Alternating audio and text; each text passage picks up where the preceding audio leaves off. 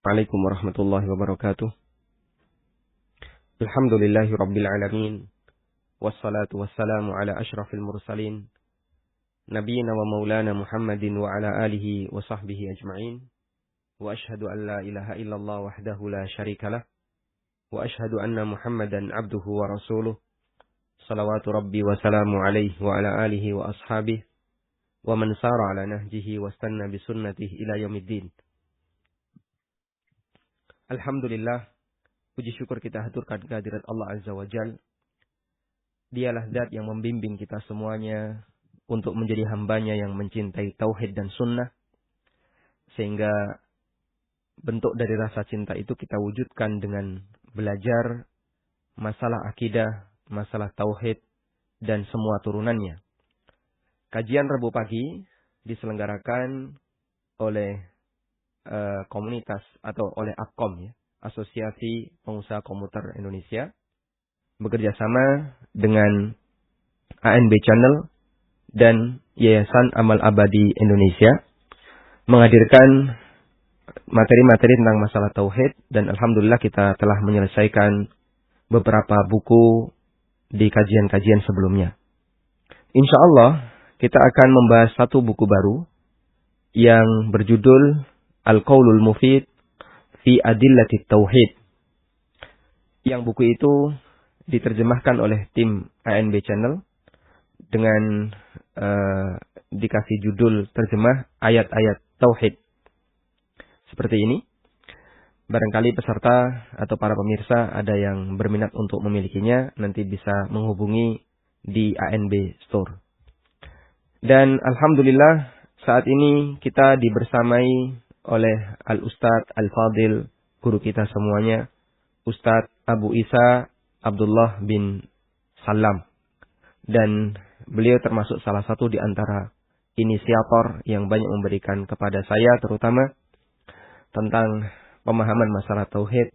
Saya masih ingat ketika kita daurah Kitabut Tauhid dari awal sampai akhir dalam waktu beberapa hari yang diselenggarakan oleh YPIA, Yayasan Pendidikan Islam Al-Azhari. Dan ketika itu saya masih mahasiswa di UGM. Baik, kita akan sapa terlebih dahulu Ustadz kita, Ustadz Abu Isa. Assalamualaikum Ustadz. Waalaikumsalam warahmatullahi wabarakatuh. Masya Allah, senang sekali melihat Ustadz, ya. Sehat Ustadz? Alhamdulillah, Alhamdulillah. sehat selalu. Ada. Demikian juga Ustaz. Alhamdulillah, baik, khair Ustadz. Alhamdulillah, ada banyak perubahan Ustadz, ya. Pertama, size bajunya kelihatannya lebih gede. Baik. Jangan jelas tambah tua kan? Iya, kelihatan ada putihnya di depan, ya. Dan semakin tua semakin menunjukkan wibawa Ustaz. Masya Allah. Masya Allah. Baik Ustaz, nanti insya Allah kami berikan waktu untuk Ustaz menyampaikan tentang yang pertama, muqaddimah buku ini. Karena beliau, Ustaz Abu Isa, pernah memberikan syarah penjelasan terhadap buku ini dalam sebuah buku yang beliau beri judul Sucikan Iman Anda dari Noda Syirik dan Penyimpangan. Yang buku itu diterbitkan oleh pustaka apa Ustaz? Pustaka Muslim. Pustaka Muslim, ya. Oleh Pustaka Muslim, YAI. Dan sudah tersebar bagi jamaah yang menghendaki mungkin bisa melihat di di Yuvit Store, insya Allah juga ada. Saya pernah melihat juga di beberapa di toko-toko online yang lain. Baik, selanjutnya kami persilahkan kepada Ustadz untuk menyampaikan tentang buku ini dan berikut motivasi bagi kami agar bisa semakin rajin dalam mengkaji tauhid. Kepada Ustadz Abu Isa kami persilahkan, wa ilaihi falyatafaddal mashkura. Baik. Bismillah. Assalamualaikum warahmatullahi wabarakatuh. Waalaikumsalam warahmatullahi wabarakatuh. Innal hamdalillah nahmaduhu wa nasta'inuhu wa nastaghfiruh wa na'udzu billahi min shururi anfusina wa sayyiati a'malina may yahdihillahu fala mudilla lahu wa may yudlil fala hadiya lahu. Asyhadu an la ilaha illallah wahdahu la syarika lah wa asyhadu anna Muhammadan abduhu wa rasuluh. Ya ayyuhalladzina amanu taqullaha haqqa tuqatih wa la tamutunna illa wa antum muslimun, amma ba'd. Para pemirsa AND TV rahimani wa rahmatullah dimanapun Anda berada, alhamdulillah kita memuji dan bersyukur kepada Allah SWT atas segala nikmat dan karunia yang telah Allah anugerahkan untuk kita semuanya, termasuk perjumpaan kita pada pagi hari ini dalam kegiatan kajian Rabu pagi yang biasa diselenggarakan oleh TV bersama Ustaz Amin Nurbait Habibullah, di mana pada kesempatan pagi hari ini kita akan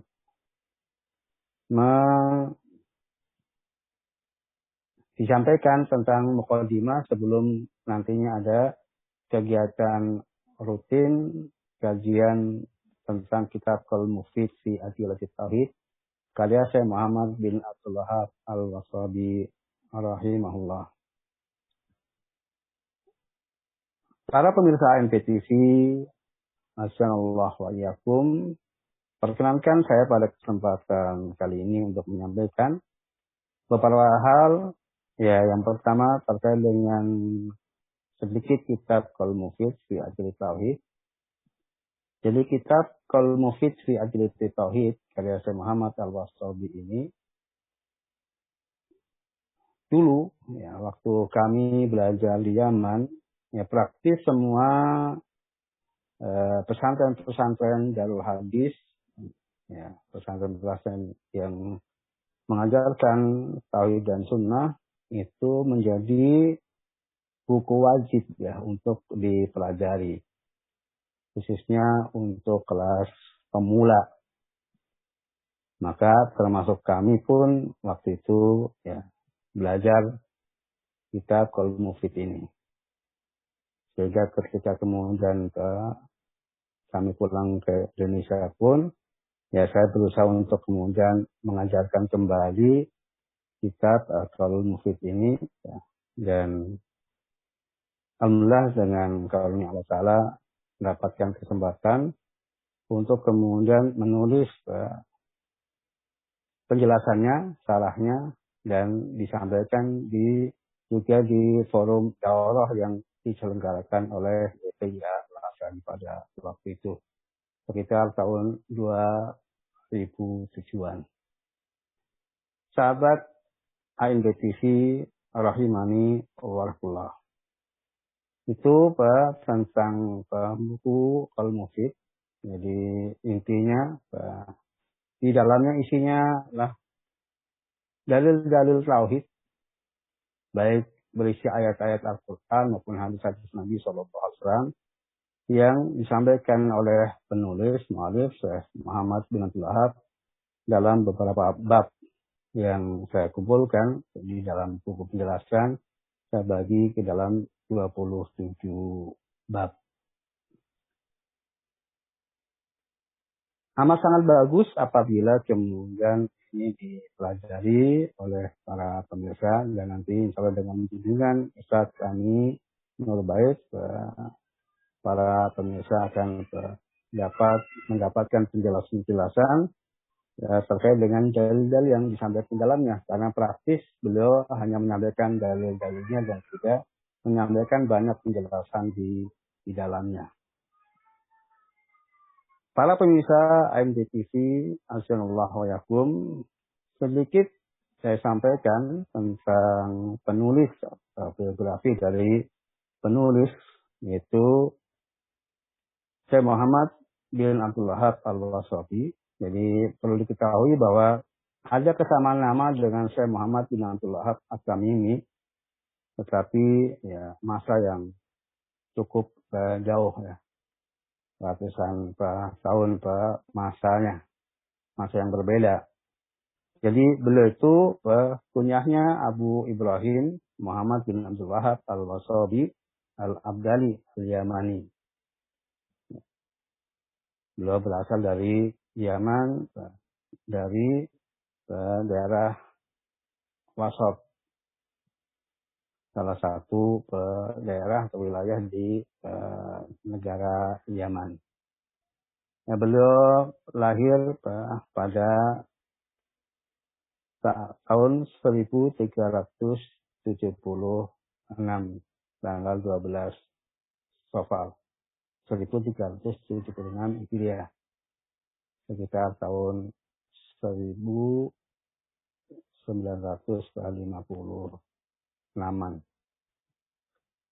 Nah, beliau dilahirkan di keluarga yang memang agamis, sehingga beliau sudah terdidik sejak kecilnya dalam suasana yang agamis, yang itu tentunya membentuk karakter beliau. Sebelumnya mohon maaf saya sampaikan bahwa biografi yang saya sampaikan inilah mengambil dari apa yang ditulis oleh salah satu dari murid beliau. Jadi ya, karena beliau memang dilahirkan di keluarga yang agamis, religius, maka sejak kecilnya beliau terbina baik di lingkungan keluarganya. Maka demikianlah pendidikan masa kecil beliau, bahwa jadi di pendidikan dasarnya beliau dididik langsung oleh ayah beliau, di samping juga sekolah di sekolah dasar di kampung halaman beliau di Asop. Nah, ketika memasuki masa remaja di usia sekitar 16 tahun, beliau berangkat rislah menuntut ilmu ke negeri haram. Beliau belajar selama kurang lebih 5 tahun di Darul Hadis di Madinah, dari tahun 1392 sampai 1396 Hijriah. Lalu kemudian berpindah ke Mekah dan di sana selama 2 tahun untuk belajar ilmu syar'i di Mekah. Jadi praktis selama kurang lebih 7 tahun beliau berada di negeri haram Mekah dan Madinah untuk menuntut ilmu syar'i. Maka setelah kemudian beliau selesai belajar di negeri haram, beliau pulang ke kampung halamannya, ya, dan memulai kemudian mengajar dan berdakwah di kampung halamannya. Itu setelah tahun 1398. Nah, ketika kemudian beliau pulang kampung, mulai berdakwah, maka jelas beliau fokus berdakwah untuk tegaknya tauhid di tengah-tengah masyarakat dan sunnah. Mengajak mereka untuk mentauhid Allah, kemudian menegakkan sunnah, dan meninggalkan syirik serta bid'ah. Itu yang menjadi fokus dari dakwah dan pengajaran beliau rahimahullah. Kemudian ketika awal tahun 1399 Hijriah, lalu beliau berpindah ke kota Hudaidah, masih juga di wilayah Yaman, tetapi tidak seprovinsi dengan tempat tinggal beliau. Kemudian dibangunlah di sana masjid sebagai pusat dari dakwah dan pendidikan yang beliau berdakwah di sana. Kemudian pada tahun 1408 sampai 1412, semangat beliau untuk menuntut ilmu syar'i belum pudar sama sekali. Maka beliau kemudian menimba ilmu lagi ke Syekh Muqbil bin Hadi Al-Wadi di Damas. Jadi beliau belajar kembali, mendalami ilmu syar'i lagi, secara berguru langsung kepada Syekh Muqbil bin Hadi Al-Wad'i rahimahullah. Dan selama masa belajar di Darul Hadis Damaj, di markasnya Syekh Muqbil bin Hadi Al-Wad'i rahimahullah, beliau ketika musim liburan di musim panas, maka beliau senantiasa pulang ke Hudaidah untuk kemudian mengajar dan berdakwah. Biasa kalau kemudian liburan di musim panas itu hampir kurang lebih 3 bulanan total. Nah itu dimanfaatkan untuk kemudian menyampaikan apa yang sudah didapatkan selama belajar di Syekh Muqbil bin Hadi Al-Wad'i rahimahullah. Dan demikianlah kemudian atas saran dari Syekh Muqbil bin Hadi untuk kemudian beliau menetap di kota Hudaidah untuk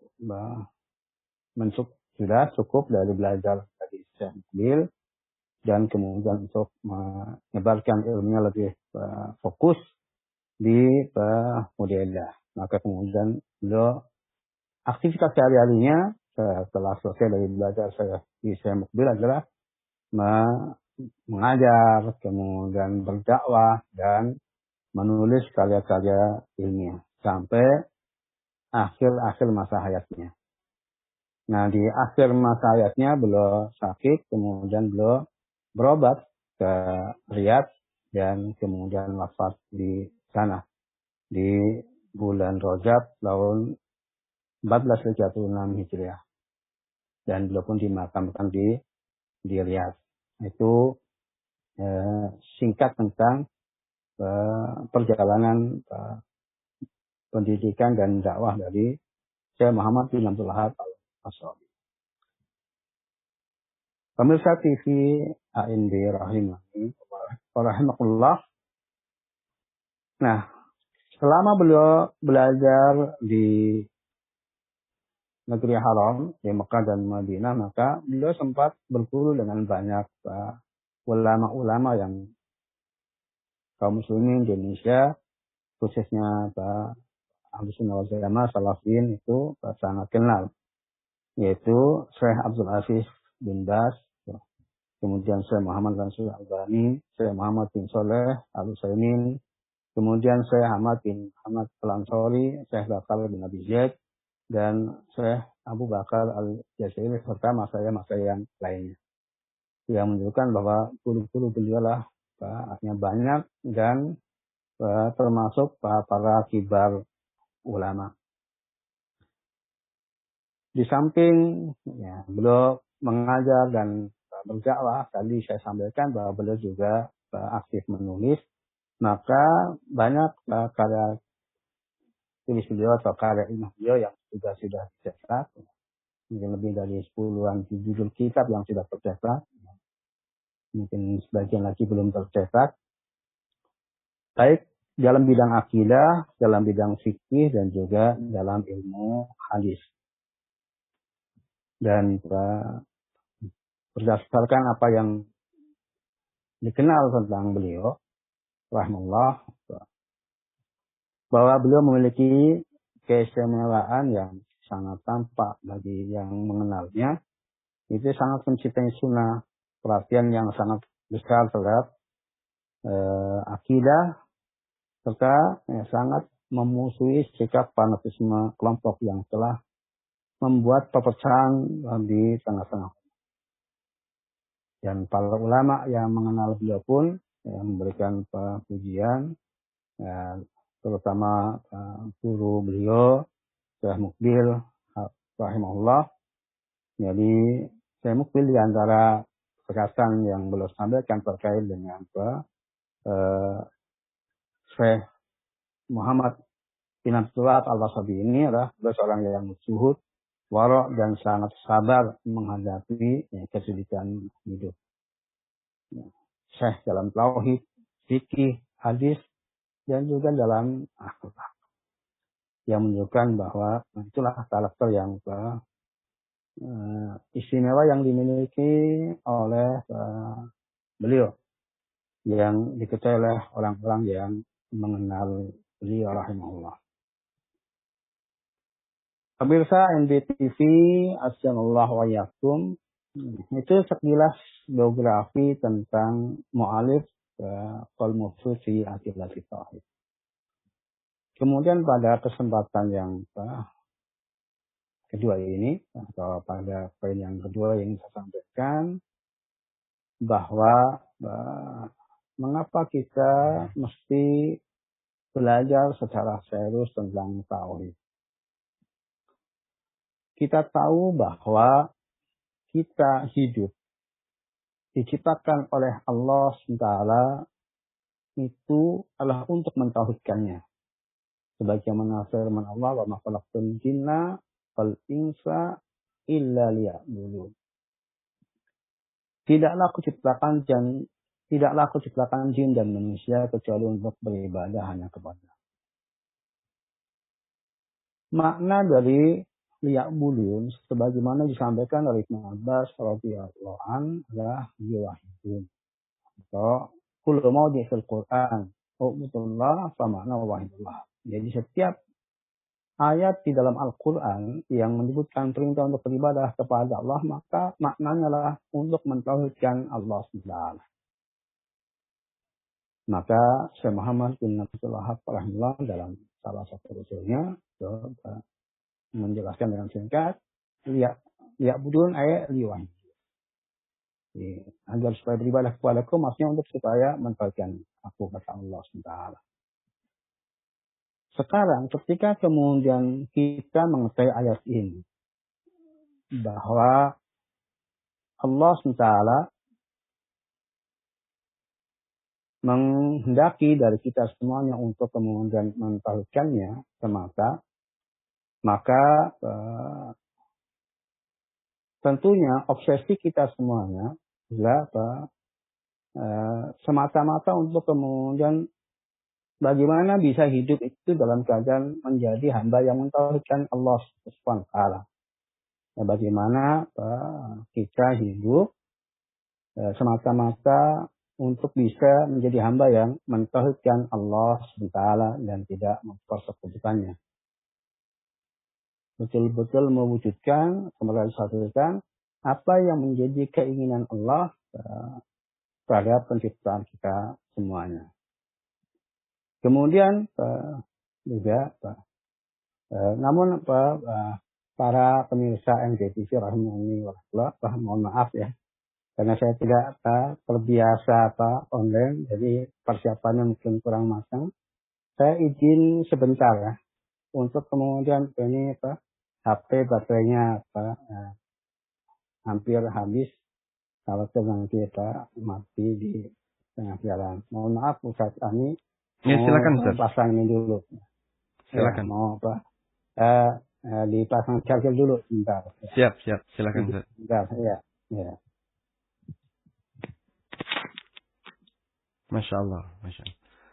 Jadi beliau live di rumah di Tasikmalaya ya. Di Tasikmalaya. Dan kita lihat suasana ruangan beliau penuh dengan buku-buku yang menjadi background ketika beliau menyampaikan materi. Baik pemirsa, kita tunggu beliau untuk mempersiapkan HP-nya yang mau dicas.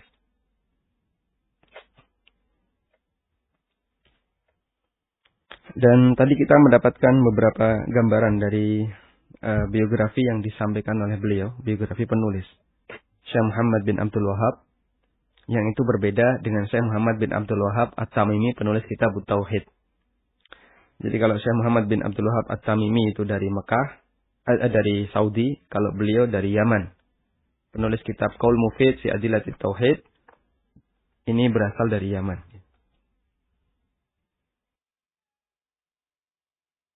Baik, sudah siap Ustaz? Alhamdulillah. Suaranya belum bisa ditangkap. Sebentar.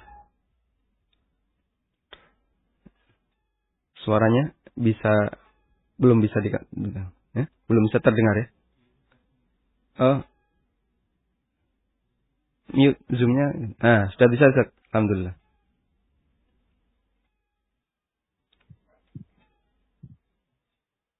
Baik, silahkan dilanjut Ustaz. Ya, Alhamdulillah. mohon maaf para Baik. pemirsa AMG. Masya Allah. Okay. Jadi saya lanjutkan. Jadi ketika kemudian kita mendengar firman Allah Ta'ala, wa ma khalaqtul jinna wal insa illa liya'budun, dan kita memahami tadi maknanya bahwa tidaklah Allah menciptakan kita semuanya kecuali untuk mengetahuinya, maka semestinya obsesi dari hidup kita yang senantiasa terus membayangi kehidupan kita adalah bagaimana kita bisa memastikan diri bahwa kita hidup adalah bagian dari yang mentauhidkan Allah SWT.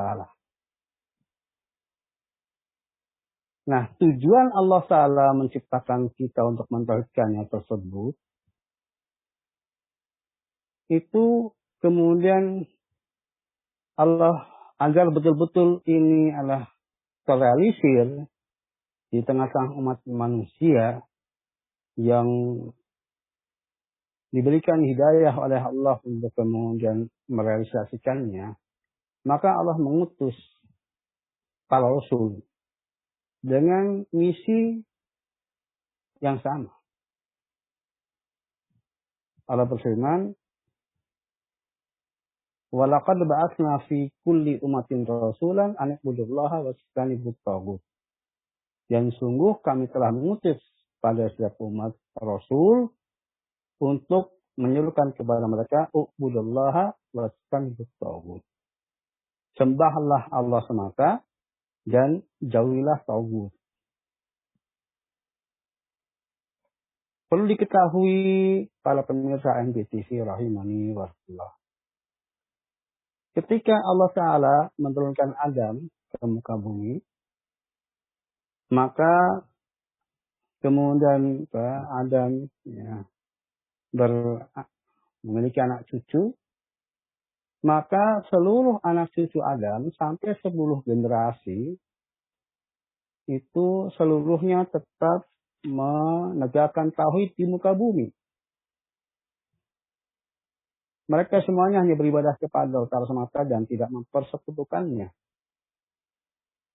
Sampai kemudian setelah 10 generasi datang satu masa di mana pada akhirnya ada sebagian dari anak cucu Adam yang mempersekutukan Allah, sehingga kemudian secara umum bahwa pengaruh kehidupan mempersekutukan Allah itu menjadi kehidupan masyarakat secara umum.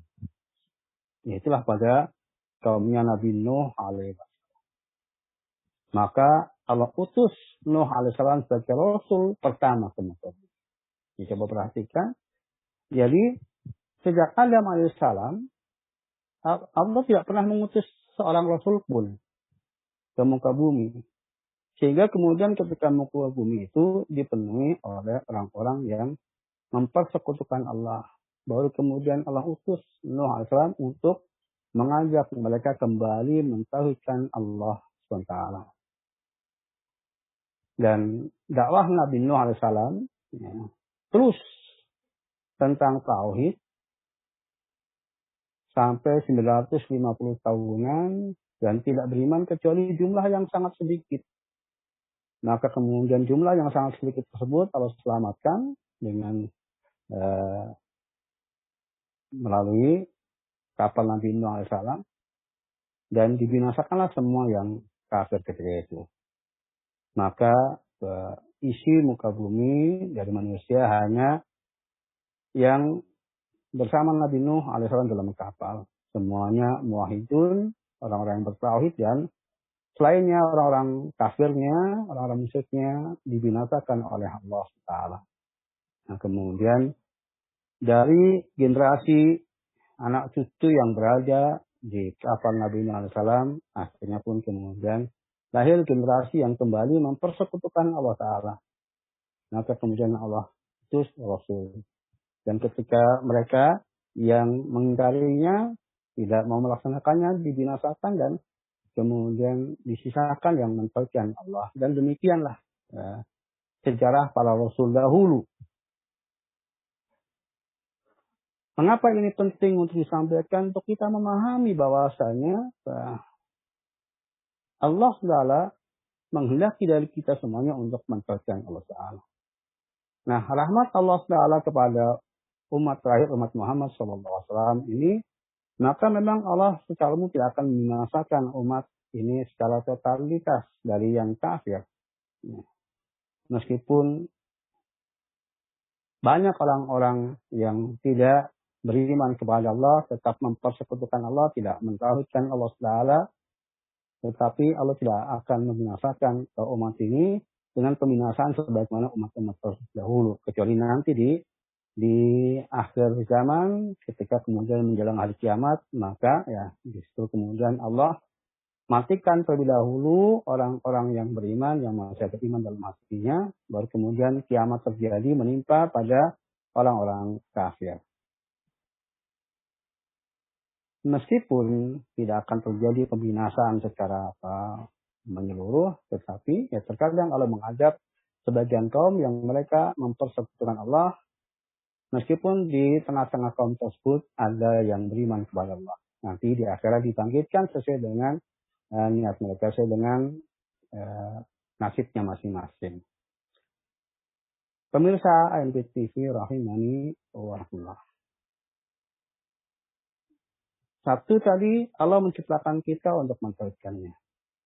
Kemudian Allah mengutus para rasul untuk kemudian mengajak kita mentauhidkan Allah Ta'ala. Maka pertanyaannya kepada kita semuanya, sudahkah kemudian kita memahami tauhid? Sudahkah kemudian kita mengamalkan tauhid sesuai dengan apa yang Allah kehendaki?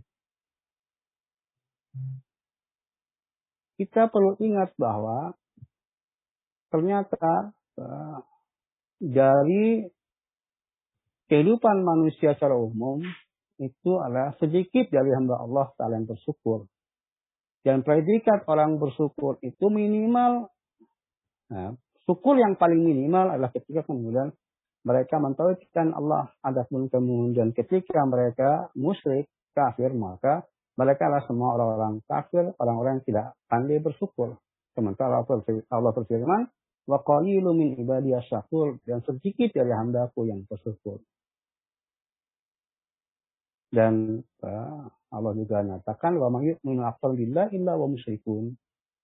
Dan tidaklah kebanyakan mereka beriman kepada Allah kecuali mereka musyrik. Nah, di antara tafsir dari ayat tersebut tidaklah kebanyakan mereka beriman kepada Allah secara rububiyahnya, mereka mengakui Allah Rabb-nya, tetapi dalam praktek kehidupannya mereka mempersekutukan Allah di dalam beribadah.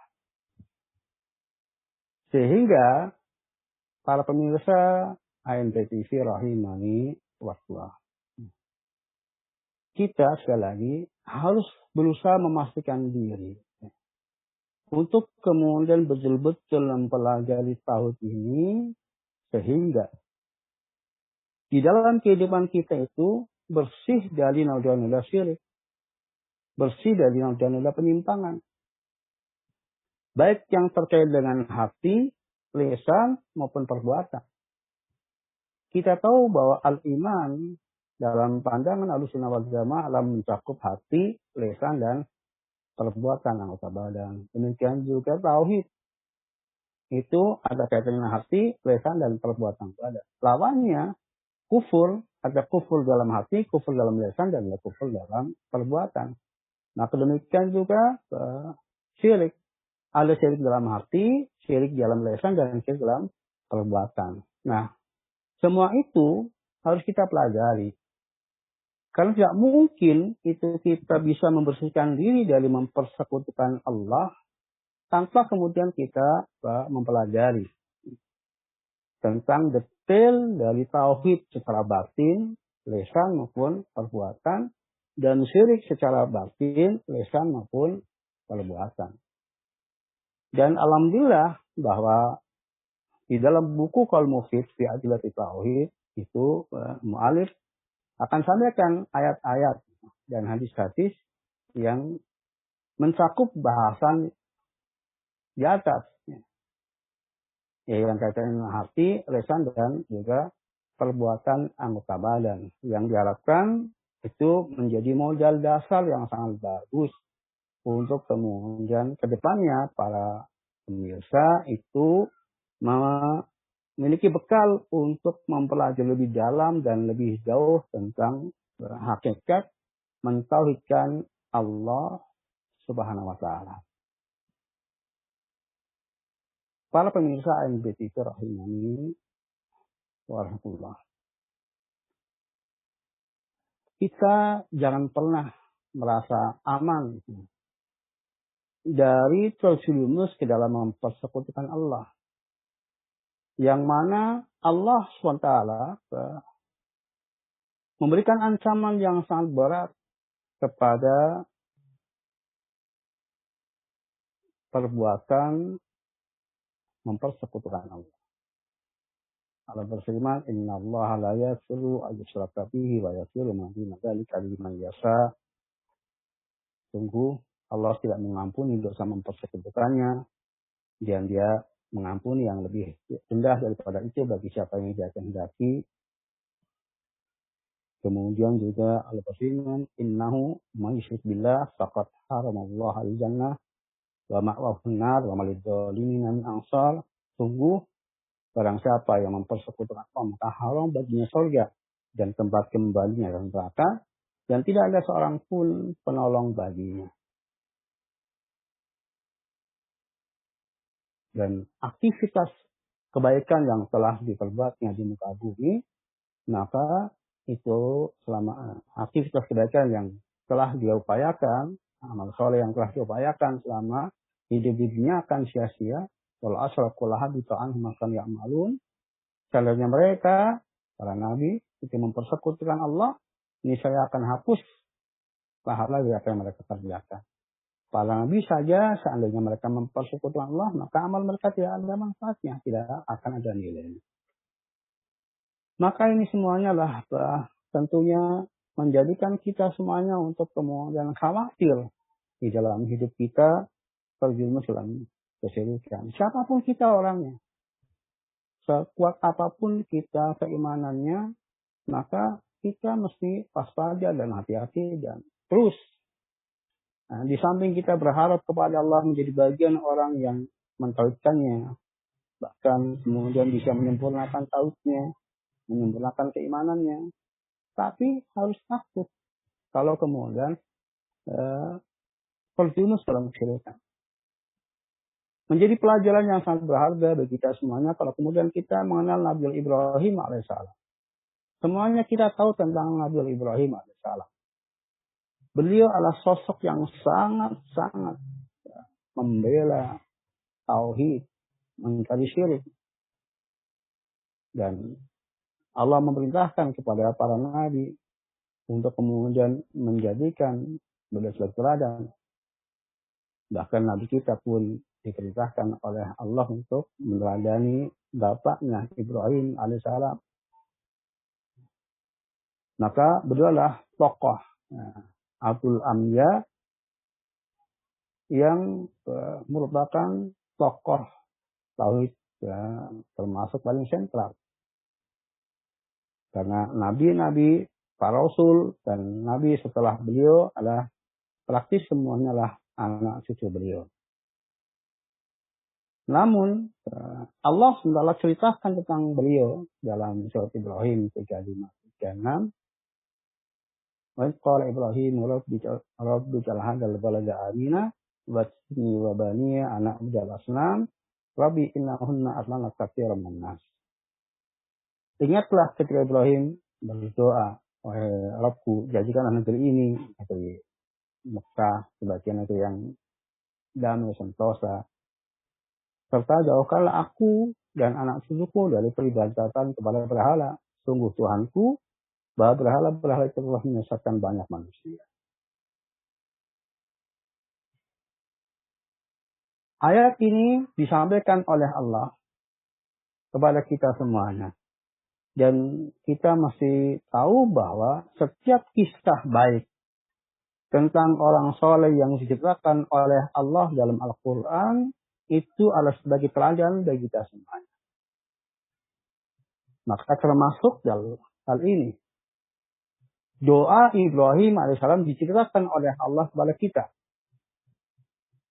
untuk memberikan teladan bagi kita semuanya bahwa Ibrahim alaihissalam sosok yang sedemikian rupa perjuangannya membela tauhid dan memberantas kesyirikan, tetapi tidak lupa untuk memohon kepada Allah, untuk berdoa kepada Allah agar diselamatkan dia dan cucunya dari peribadatan kepada berhala. Maka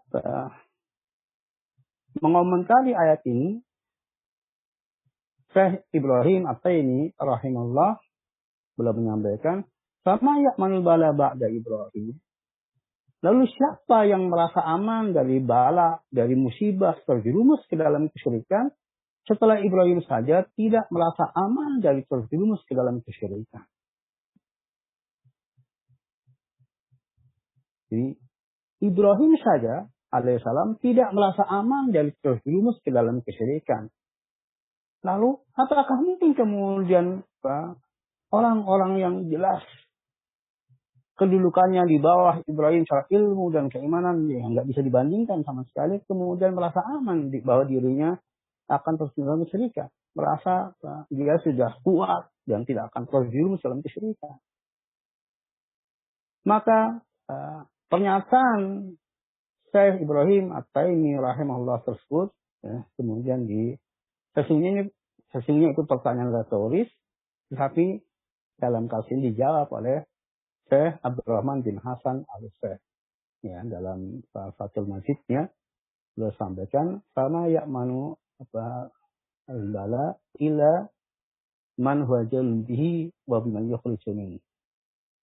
Maka beliau sampaikan tidak ada yang merasa aman dari bala syirik itu, dari musibah terjerumus ke dalam kesyirikan, kecuali memang dia orang yang jahil terhadap syirik dan terhadap segala hal yang dapat membersihkan dirinya dari kesyirikan.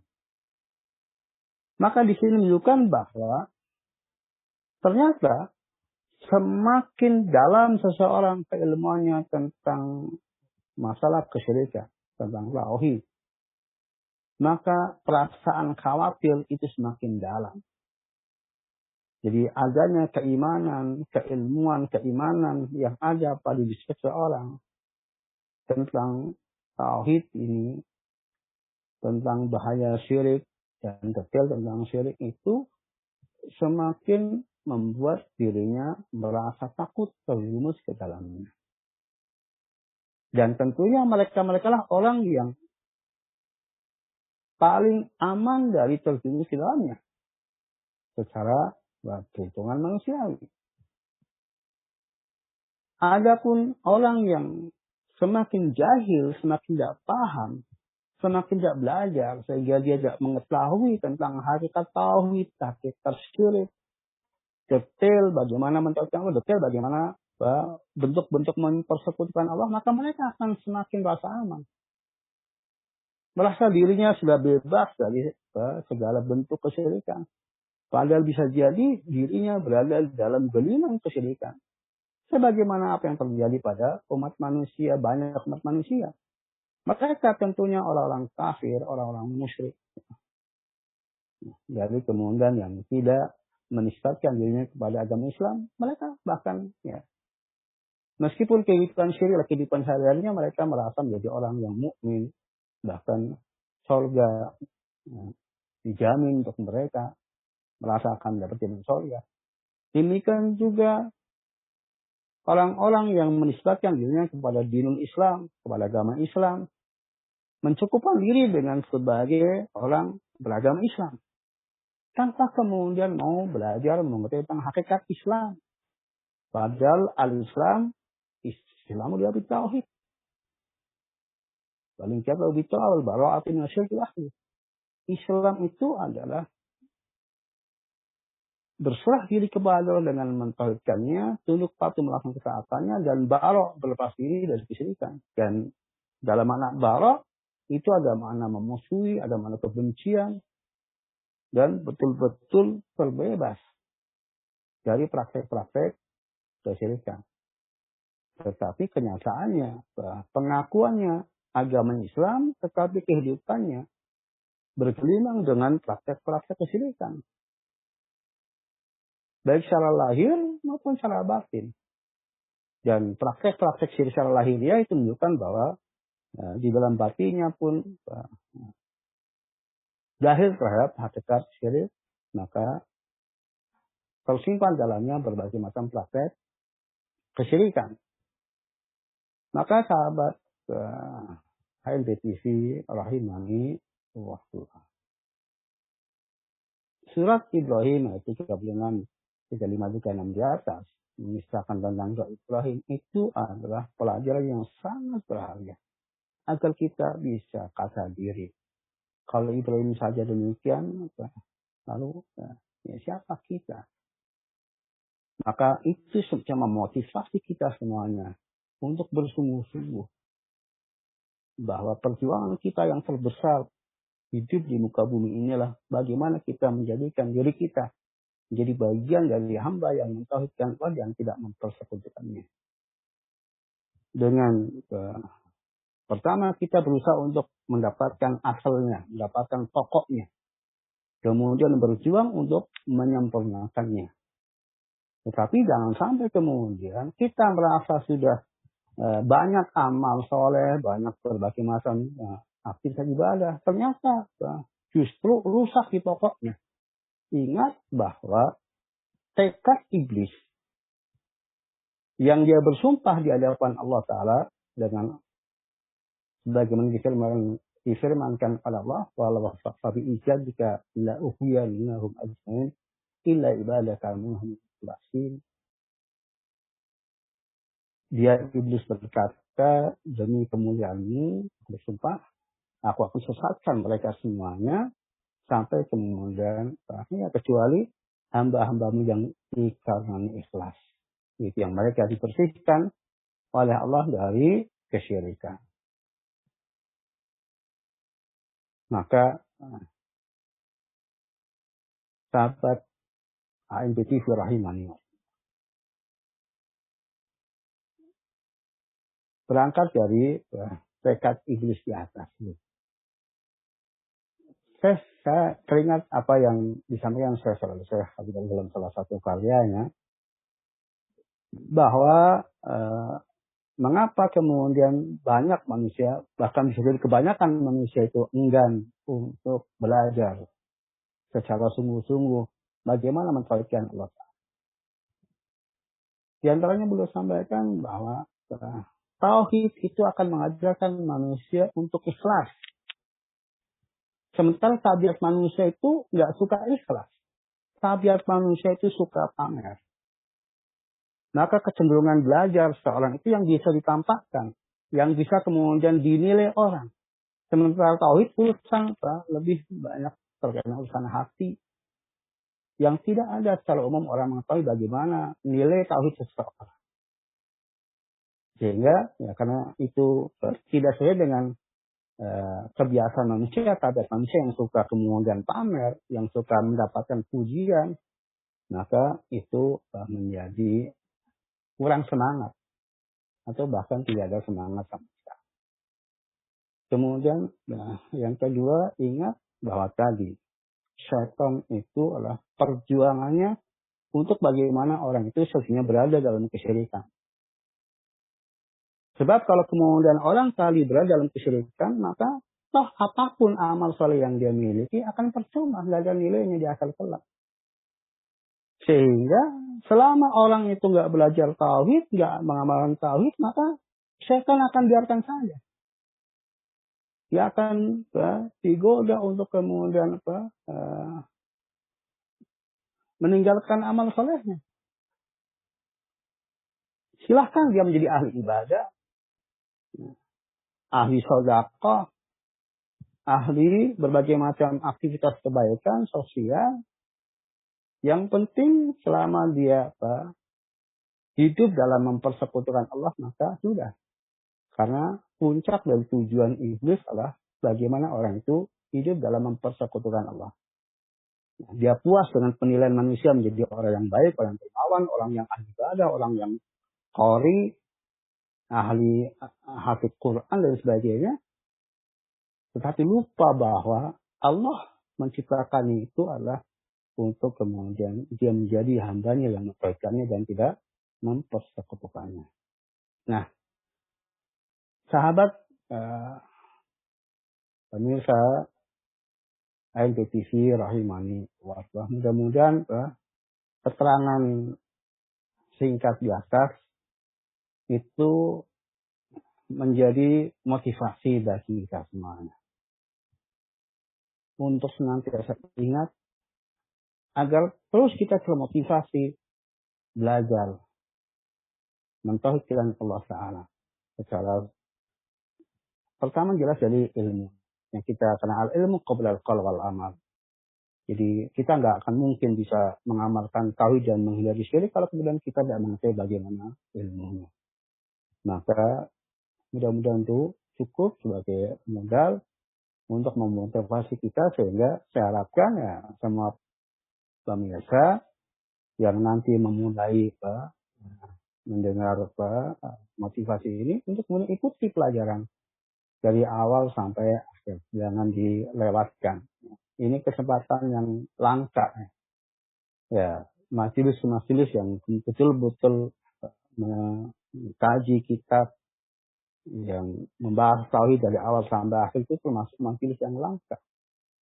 Dan kadang ada taklim kitab tapi dianya hadirnya bolong-bolong, kadang hadir, kadang enggak. Sehingga praktis sedikit sekali. Nah, jangankan masyarakat umum ya. Kadang kita yang sudah lama ngaji bergabung dalam dakwah sunnah pun belum ada satu kitab pun yang ditamatkan yang membahas tentang tauhid dari awal sampai akhir. Maka mudah-mudahan nanti dengan mengapa kan kita Al-Qaul Mufid dan sebagian sudah menamatkan mungkin beberapa kitab sebelumnya, ini menjadi modal untuk meningkatkan lagi seperti kitab yang tingkatannya lebih tinggi, bahasanya lebih luas. Intinya bahwa thalabul ilmi syar'i adalah kegiatan sepanjang hayat. Kalau kemudian kita tidak punya kesempatan banyak untuk mendobelkan dengan ilmu-ilmu syar'i yang lainnya, maka upayakan. Bahwa kita harus menjadi bagian orang yang faqih dalam masalah tauhid ini. Karena itu lebih untuk kepentingan penyelamatan diri kita di dunia dan di akhirat. Allahu a'lam bishawab. Mungkin itu Ustaz Amin Mas Baik yang bisa sampaikan pada kesempatan kali ini. Masya Allah. Masya Allah. Jazakumullah khairan Ustaz atas motivasi yang diberikan. Dan kami memberikan kesempatan bagi para pemirsa untuk bisa bergabung dengan menyampaikan pertanyaan maupun yang lainnya di nomor WA, hanya nomor WA di nomor atau hanya melalui pesan WA di nomor 081 221 56780. Kami ulang, para pemirsa bisa bergabung hanya melalui pesan WA di nomor 081 221 56780. Dan tadi ada banyak sekali yang bisa kita catat dari penjelasan beliau agar kita termotivasi untuk belajar tauhid. Di antaranya yang pertama adalah bahwa mentauhidkan Allah Ta'ala merupakan tujuan paling dasar dari manusia diciptakan oleh Allah Ta'ala. Sebagaimana yang Allah firmankan di surat Az-Zariyat, "Wa ma khalaqtul jinna wal insa illa liya'budun." Kemudian yang kedua, bahwa untuk mewujudkan hal ini Allah Ta'ala mengutus para nabi dan rasul. Allah utus para rasul mengajarkan manusia untuk kembali kepada tauhid, mentauhidkan Allah Ta'ala.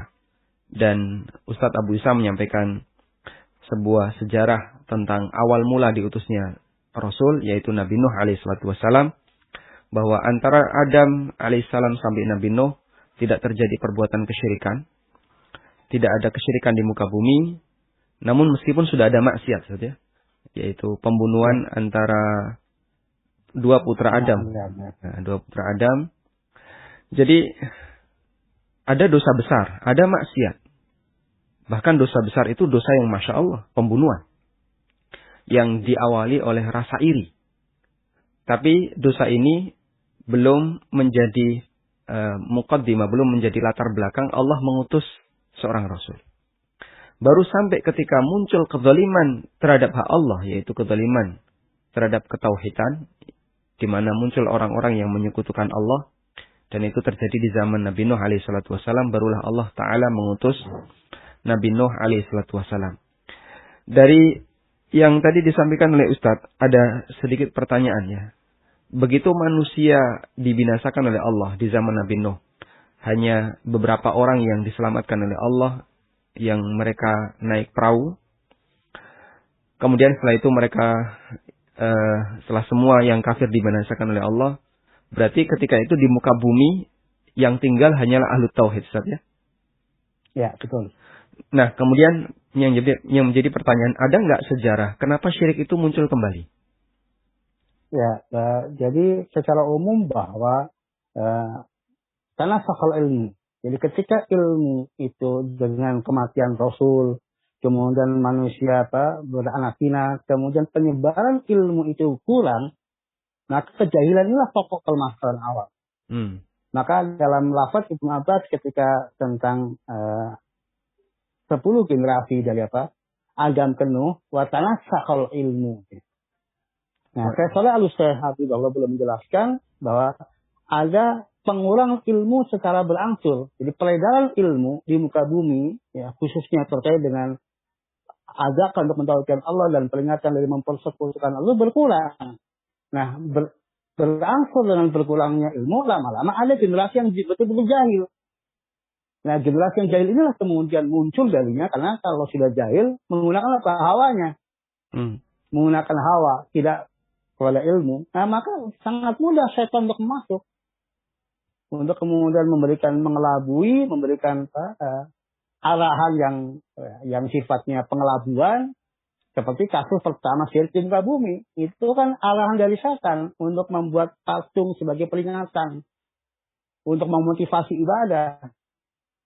Nah, ternyata itu adalah arahan yang menjerumuskan. Karena asalnya generasi berikutnya diberitahu kalau itu adalah dibuat untuk dalam rangka sebagai perantara dalam beribadah kepada Allah. Nah, itulah kesyirikan pertama di muka bumi. Maka kejahilan tentang tauhid, tentang syirik inilah sumber masalahnya.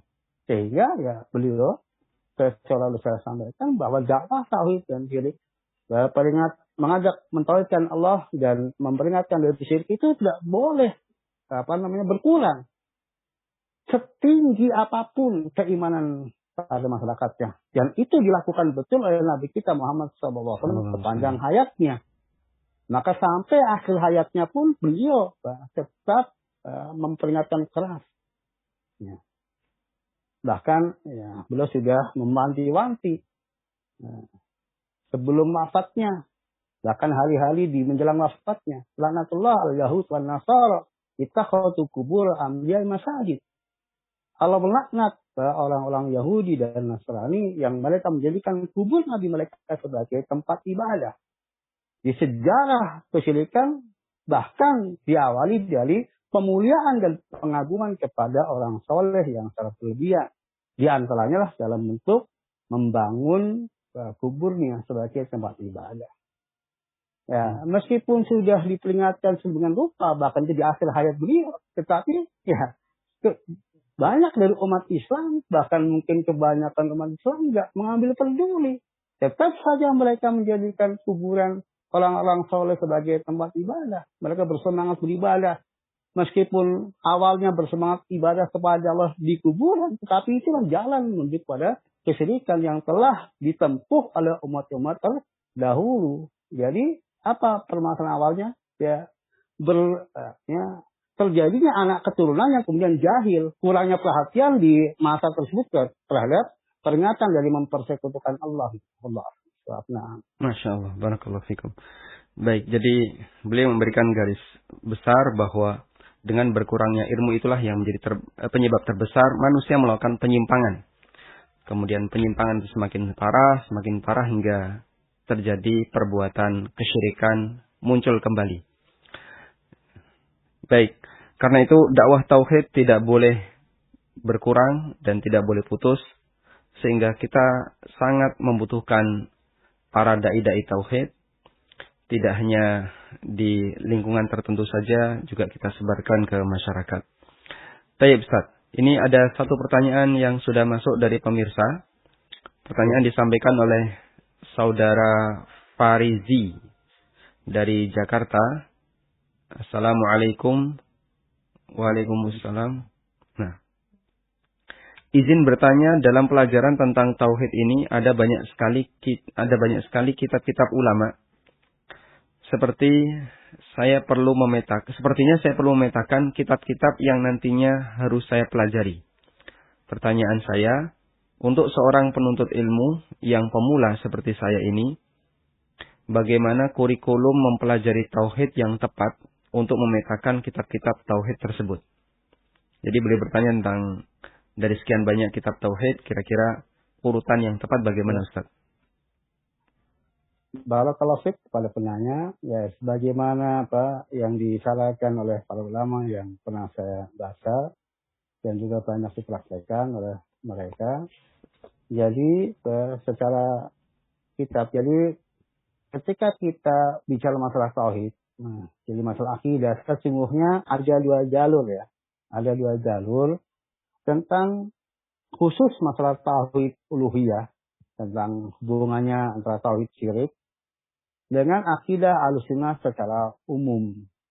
Termasuk dalamnya adalah tauhid asma wa sifat, biasanya masuk di dalam bahasan akidah secara umum.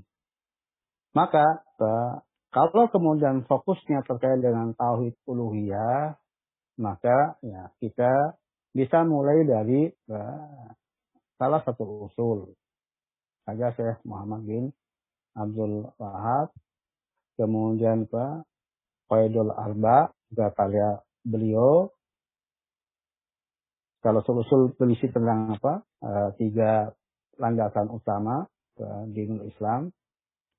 Kemudian yaitu tentang ma'rifatullah, ma'rifatul Nabi, dan ma'rifah mengenal Allah, mengenal Nabi, dan mengenal agama Islam. Kemudian kalau Arba ini tentang kaidah-kaidah mengenal tauhid dan syirik. Kemudian kita ke kitab tauhid. Kitab tauhid juga karya Syekh Muhammad bin Abdul Wahab. Nah, ini termasuk yang paling lengkap, bisa dikatakan dari A sampai Z, mencakup masalah hati, lisan, dan perbuatan. Maka ini kitab yang sangat bagus, dan alhamdulillah Allah memberikan kenikmatan kepada saya untuk kemudian menulis syarahnya untuk memudahkan kaum muslim Indonesia. Itu mutlak pada kitab tauhid yang tadi Ustaz Ami ciptakan. Beliau pernah ikut daurahnya yang saya istilahkan dengan Pentium, penataran tauhid untuk umum, Pentium 100 ya, penataran tauhid untuk umum 100 jam tahun 2005 ya, selama setengah bulan ya, dari jam 7 sampai jam 5 sore dalam 15 hari. Nah, itu Masya Allah kitab jadi yang termasuk paling disarankan. Tidak sepantasnya ya seorang muslim mengaku Ahlussunnah wal Jamaah kemudian dia tidak mempelajari kitab tauhid dari awal sampai akhir.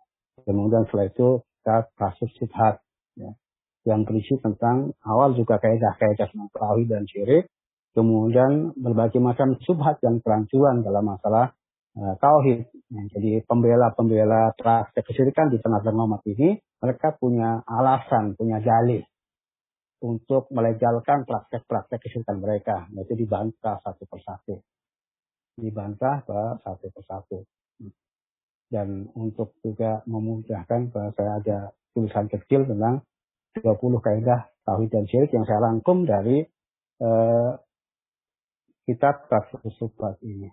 Itu secara urusan untuk bagi pemula ya. Setidak-tidaknya seorang penuntut ilmu itu mesti menamatkan itu. Ya mungkin bisa diawali terlebih dahulu dari tadi kalau mufid ini, nanti setelah selesai masuk ke salah satu usul dan terus kepada kitab-kitab yang saya sebutkan tadi. Nah, adapun kemudian di bidang akidah, karena itu merupakan satu kesatuan yang tidak bisa dipisahkan, agar supaya betul-betul seorang itu adalah dia menjadi muwahhid, sunni. Ini orang yang mentauhidkan Allah yang tanpa bid'ah. Karena ada orang yang dia masuk kategori mentauhidkan Allah, tapi ada bid'ah dalam hidupnya. Nah, supaya kita menjadi bagian orang yang mentauhidkan Allah ya, dan tidak ada bid'ah dalam kita, maka kurikulum yang masih pelajari tadi dalam bidang tauhidnya supaya menjadi muwahhid, kemudian supaya kita menjadi bagian dari betul-betul Ahlus Sunnah ya. Nah, ada kitab seperti Lumatul I'tiqad kayak Nukul Al-Maqdisi, kemudian Wasitiyah, solusinya bisa kemudian diawali dengan Qaidul Musla karya Syekh Muhammad Al-Utsaimin, kemudian nanti meningkat ke Aqidah Thahawiyah, dan kemudian meningkat ke Risalah Tasmuliyah. Nah, itu setidaknya penuntut ilmu jadi Thahawi Imam Abu Ja'far Thahawi, Risalah Tasmuliyah, kemudian Syaikhul Islam Ibnu Taimiyah. Nah, itu semestinya seorang penuntut ilmu menamatkan kitab itu semua dengan berguru kepada guru yang berkompeten untuk menjelaskan kitab-kitab tersebut. Allahu a'lam. Masya Allah, barakallahu fikum, Masya Allah ya. Jadi beliau memberikan penjelasan kajian masalah akidah atau tauhid itu ada 2 jalur.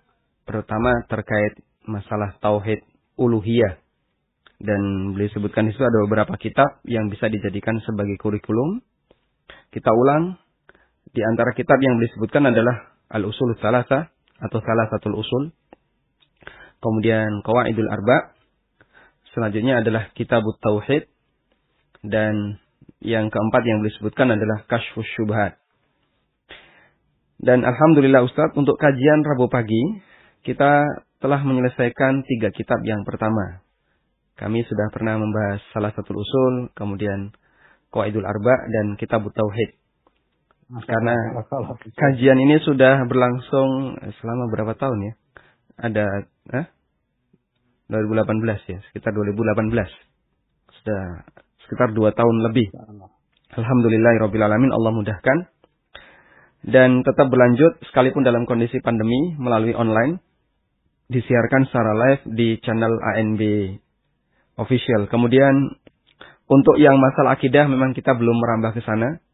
Dan yang kedua beliau sampaikan, jalur yang kedua adalah jalur masalah akidah. Agar i'tiqad kita, keyakinan kita bersih dari semua keyakinan-keyakinan bid'ah.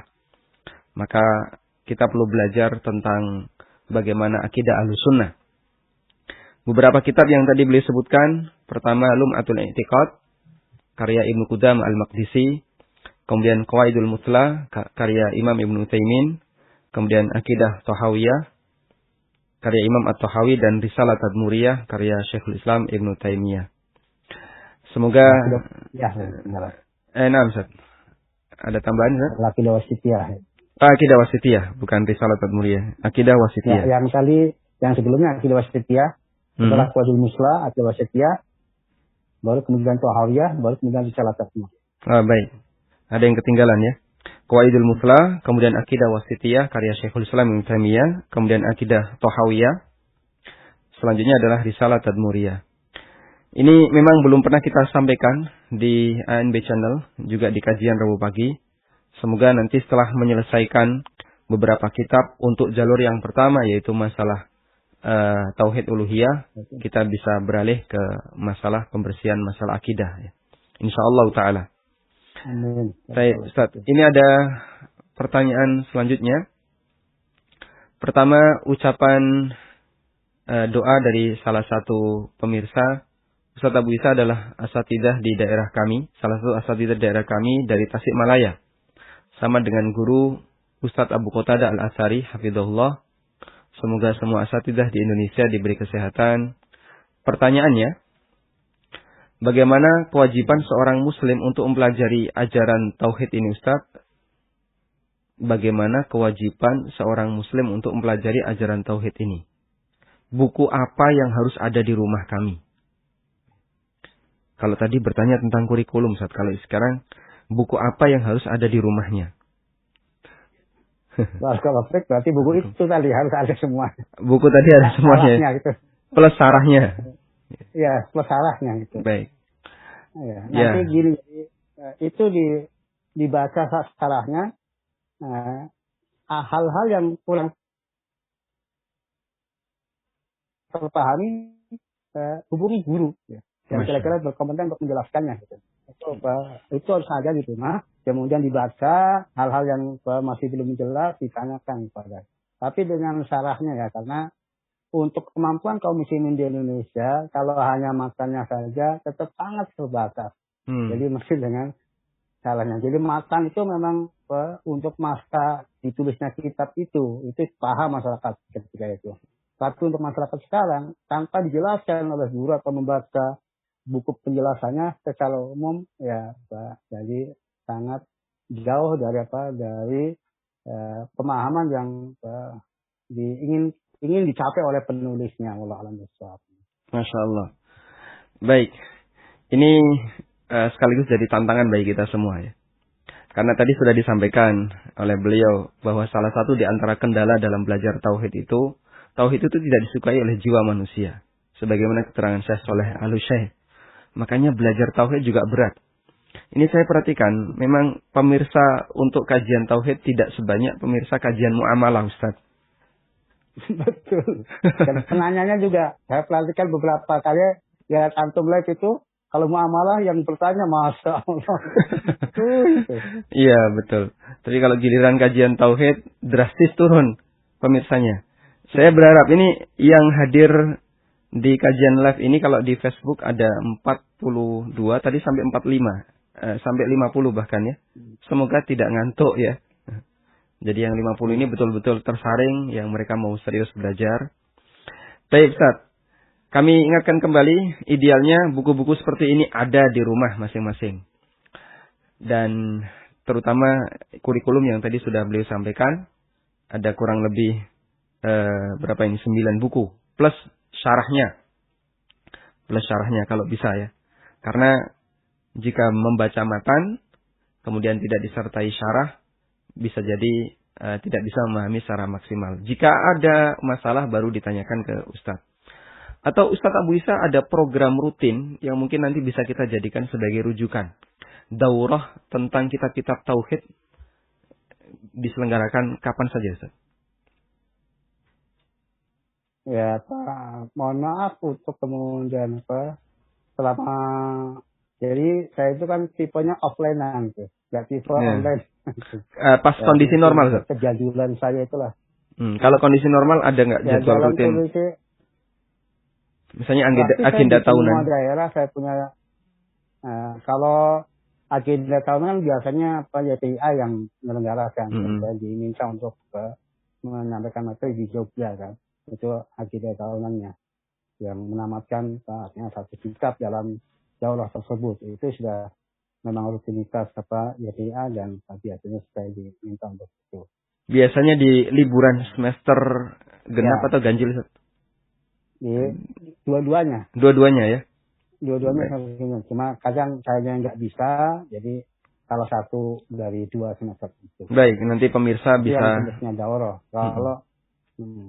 Kalau yang bentuknya rutin ya tadi. Tetapi ya di kajian-kajian baik di Jabodetabek praktis, karena saya mungkin lebih dari 20 majelis mungkin ya dalam sebulannya. Masya Allah. Itu ya hampir semuanya tentang kitab-kitab tauhid itu. Di Jabodetabek?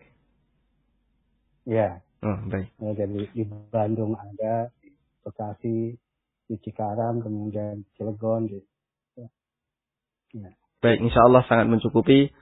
Sehingga bagi pemirsa yang ingin mendapatkan secara langsung penjelasan dari beliau, dengan kita bicara untuk konteks kondisi normal, bukan saat pandemi seperti sekarang, nanti bisa memperhatikan pengumuman-pengumuman kajian, kapan diselenggarakan kajian rutin, atau yang daurah tahunan, biasanya diselenggarakan oleh Yayasan Pendidikan Islam Al-Azhari di Yogyakarta.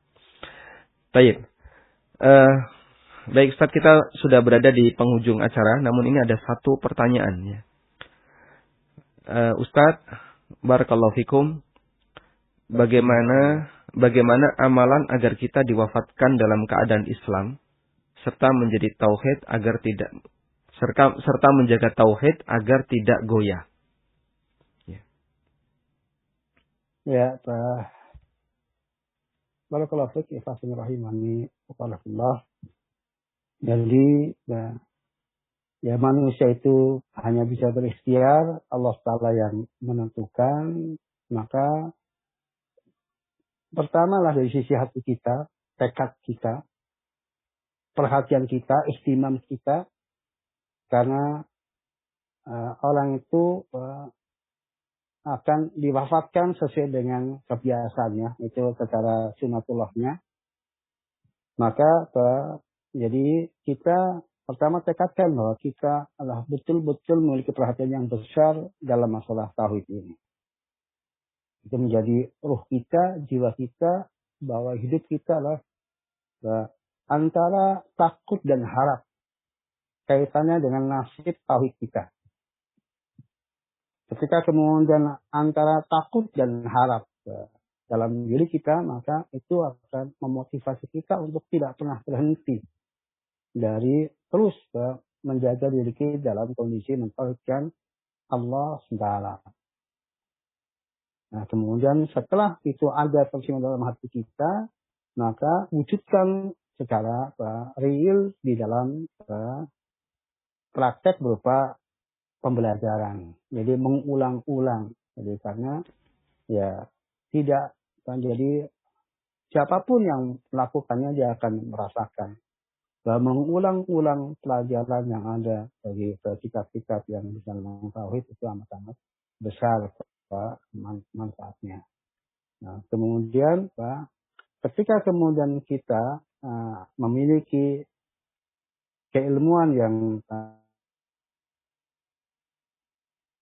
ya sesuai dengan apa yang Allah berikan kepada kita, maka itu diharapkan untuk bisa mengontrol kondisi kita, lisan kita, perbuatan kita, dan juga hati kita. Apakah kemudian ada penyimpangan, ada penyelewengan kaitannya dengan mentauhidkan Allah Ta'ala tersebut. Sehingga kita pun akan segera sadar diri kalau kemudian kita terjerumus dalam dosa, sehingga diharapkan kemudian segera bertaubat kepada Allah SWT. Nah, dengan ketika kemudian kita memiliki hal-hal apa yang boleh dan tidak boleh terjadi pada hati kita, lisan kita, dan perbuatan dalam kita, dan kemudian kita adalah senantiasa takut dan harap kepada Allah, maka itu diharapkan bahwa amal soleh yang kita perbuat tidak membuat kita ujub, tetapi dosa-dosa yang kita perbuat sangat membuat kita takut kepada Allah, sehingga kemudian bertobat kepada Allah Ta'ala. Dan tidak ada satupun manusia yang tidak terjerumus dalam dosa. Permasalahannya bukan kemungkinan kita berdosa, tapi bagaimana sikap berdosa, apakah bertobat atau tidak. Nah, kemudian ya, tetap bergaul dengan orang-orang yang soleh. Ini amat sangat penting, pergaulan dengan orang soleh. Ya, jadi bukan hanya sekedar kemudian taklim kemudian pergi, kita berada di lingkungan yang kemudian berusaha untuk punya perhatian yang besar kepada ajakan mentauhidkan Allah dan menghindarkan dari kesyirikan. Itu kita bersama mereka. Dan seburuk apapun kita, sejelek apapun kita, itu justru jangan menghindar dari orang-orang soleh. Semakin kita menghindar dari orang-orang soleh, maka itu yang jelas kita akan semakin terperosok dan mudah dipengaruhi setan untuk pada akhirnya bisa terus-terusan kesyirikan. Jadi mending kita menahan malu sebagai orang yang mungkin dianggap tidak baik dan tidak soleh, tetapi kita tetap bersama orang-orang soleh, karena itu adalah untuk jadi di samping menjaga kita dari semakin terpuruk, bahkan diharapkan kemudian kita bisa kembali atau bisa kemudian meningkat menjadi lebih baik. Nah, kesalahan sebagian kaum muslimin yang mungkin dia tadinya berkumpul bersama orang-orang soleh, kemudian ada satu masalah, kemudian dia terjerumus ke dalam dosa atau kemudian permasalahan, akhirnya kemudian justru menghindar karena malu dan sebagainya, kemudian dia menghindar dari komunitas orang-orang tersebut. Ini adalah tindakan yang keliru. Justru kemudian ya walaupun mungkin seseorang belum bisa untuk menjadi orang yang baik, maka tetap bersama orang-orang yang baik ya, dengan ya terus berdoa kepada Allah, memohon kepada Allah agar dijadikan orang yang soleh, dijadikan orang yang meninggal dalam keadaan mentauhidkannya dan belajar dalam sunnah Rasulnya. Allah alam bisawab. Jazakumullah khairan. Ada banyak sekali tadi masukan yang beliau sampaikan agar kita diwafatkan oleh Allah Ta'ala dalam keadaan bertauhid kepadanya. Dan di antara yang saya garis bawahi di sini pertama adalah masalah perhatian. Memiliki perhatian besar terhadap tauhid. Ada perkataan yang disampaikan oleh Ibnu Katsir, man 'asha 'ala syai' mata 'alaihi wa man mata 'ala syai' bu'itsa 'alaihi. Siapa yang punya kebiasaan tertentu ketika hidup, maka dia akan dimatikan oleh Allah sesuai dengan kebiasaan itu. Dan siapa yang diwafatkan oleh Allah dalam kondisi tertentu, maka dia akan dibangkitkan oleh Allah seperti itu. Dan beliau juga memberikan satu pernyataan yang sangat bagus untuk kita catat, bahwa separah apapun kondisi kita, jangan sampai jauh dari orang soleh. Lebih mending kita menahan rasa malu ketika pertama kali mendekat ke orang soleh, namun kita punya harapan untuk tertular dengan kebaikan mereka. Ini ibarat orang yang sakit, kalau dia nggak pernah lapor ke dokter, maka selamanya tidak akan bisa sembuh. Makanya segera untuk mendekat ke dokter, sekalipun nanti bisa jadi dimarahi dokter karena sakitnya sudah sangat parah. Nanti saya. Baik. Ya. Jazakumullah khairan Ustaz atas kebersamaannya di ANB Channel. Dan saya juga, jazakallah. Diberi kesempatan untuk ketemu dan bisa hadir di ANB official. Baik. Insyaallah semoga di lain waktu nanti Ustaz bisa hadir kembali. Dan kami mohon maaf jika agak merepotkan. Karena Ustaz tidak berada di studio ya. Sama sekali.